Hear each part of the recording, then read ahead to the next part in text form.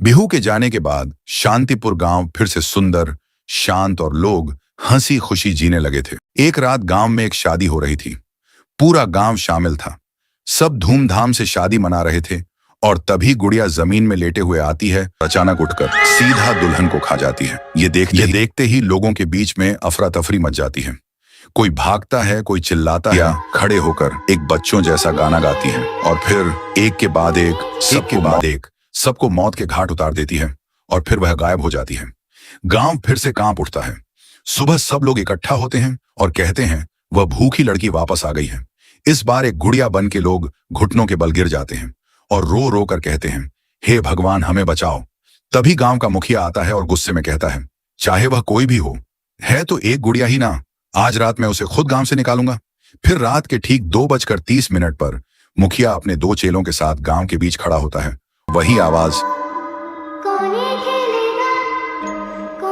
वो गुड़िया धुएं से निकलती है और सीधा मुखिया के पास चल के मुखिया कहता है, निकल जा मेरे गांव से, नहीं तो तुझे यहीं बिखरा दूंगा। गुड़िया हंसती है और कहती है, तेरे से पहले भी किसी ने यह सोचा था। और उसी पल वो गुड़िया बड़ी होने लगती है और अपनी पैर से तीनों सुबह जमीन पर सिर्फ खून के धब्बे रह गए थे। लाशें जैसे हवा हो गई हों।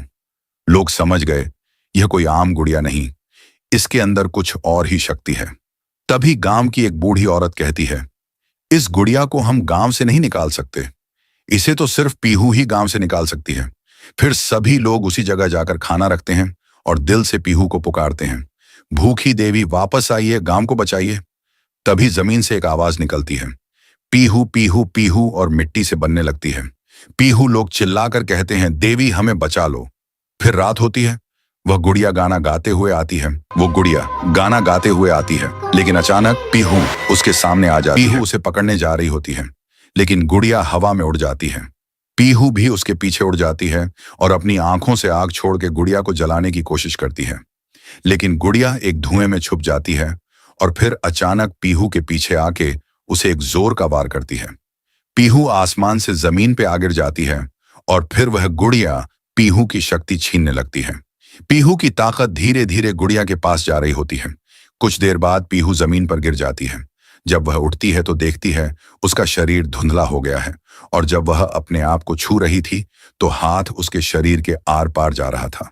वह वहीं गिर के रोने लगती है और जोर से चिल्लाती है और उसकी आवाज सीधा उसके भाई के कानों तक पहुंचती है।